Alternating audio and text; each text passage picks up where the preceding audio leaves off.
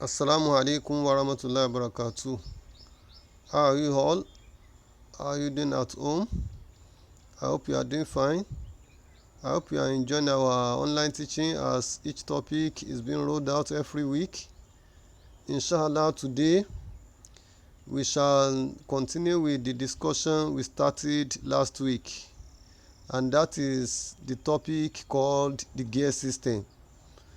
In the last week lesson, we learned what the gear system, what is being used for, what we can use it for, and the types of gear system, and the component of gear system and how it works. That is what we learned last week. Inshallah, today we shall discuss with us the functions of gear system. Though in the definition of the gear system, we were made to know that gear system is also used for power transmission, as other systems that we have discussed before that, like pulley system, like hydraulic system, and pneumatic system. Gear system is also used for power transmission, but in the real sense of it, when the power is transmitted from one point to the other by the gear system, it is one of the three things, one of the three functions that should be achieved. That is why it's written in the note here that the all-encompassing function of a gear system in a machine is to transmit power from one point to the other. Each time this power transmission occurs, it is one of the following three subfunctions that will be achieved. What are those three subfunctions? We are going to be discussing them one by one in this lesson. The first one to be discussed here, that is how we can use gear system to increase the speed of a machine. How we can use gear system to increase the speed of a machine. If you connect two gears together as shown below, look at the diagram being referred to. These are the diagram being referred to. We have two gears that are connected together as it is shown in the diagram. One is red, the other one is blue. The one that is red, that is the driver gear. That is the one that is going to be connected to the motor of the machine. And when the motor is rolling that one, which is the driver gear, so that driver gear will be rolling the blue one, which is the driven gear. And when you can see it vividly that the red gear is larger in size than the blue gear. It's due to the number of teeth. When a gear has higher number of teeth, so it's going to be larger than the one that is having a lower number of teeth. So when the red one is now being driven by the motor, since the red one is the driver gear, so it's going to be moving at a slower speed. It's going to be moving at a slower speed because of its larger number of teeth. So it's going to be moving at a slower speed, and by the time it is now moving the driven gear, which is the blue one, so the blue one is going to be moving at a faster speed. So the blue one is going to be moving at a faster speed, and indirectly we have succeeded in using that red one to increase the speed of the machine, because it is that blue one that is going to be driving the load of the machine. So as a result of that, so the load is going to be driven at a faster speed. So that is how gear is used for speed increase in machines. So and these are the note on it. So the note goes thus: if we connect two gears together as shown below, the first one, that is the red one, has more teeth than the second one, which is the blue one. When the red gear wheel with higher number of teeth turns, it does so at a lower speed. It does so at a lower speed. This red one, which serves as a driver gear, now turns the blue gear, which then rotates at a higher speed. That is how gear is used for speed increase in machines. So that is the first subfunction in gear system. When we are using gear system to transmit power, so it's either it causes increase in speed of the load being driven by the machine, or the second one, it can cause increase in the force being generated by the machine.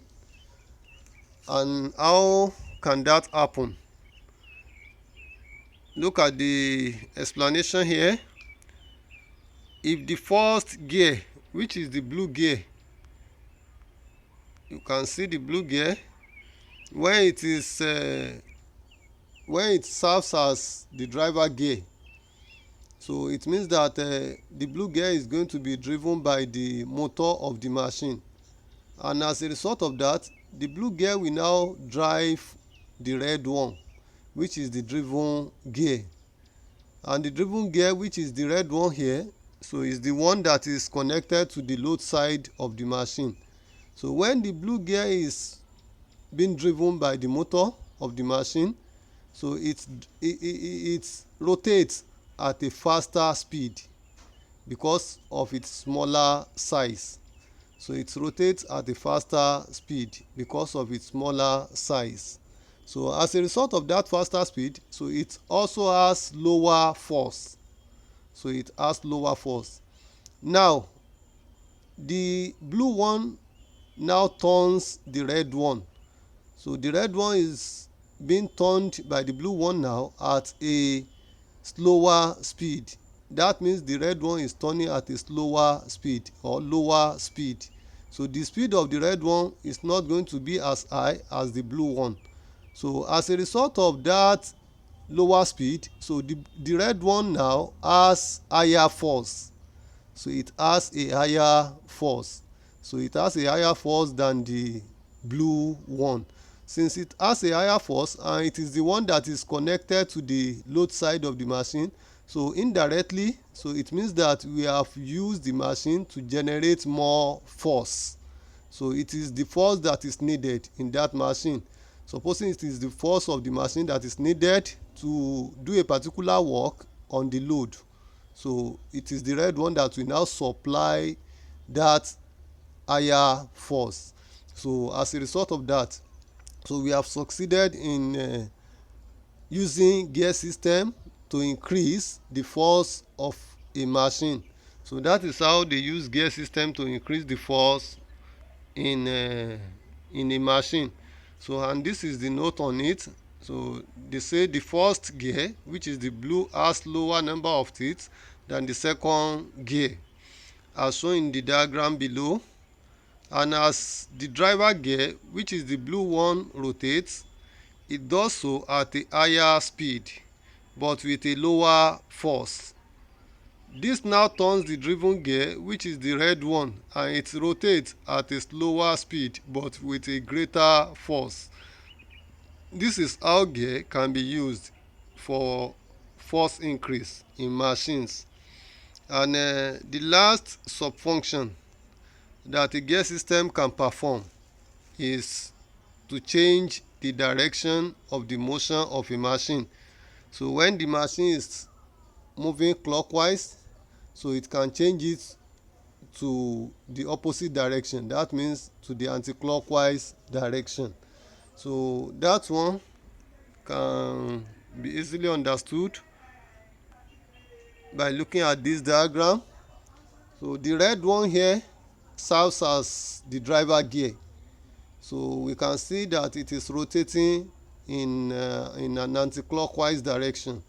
So we can see it from the diagram.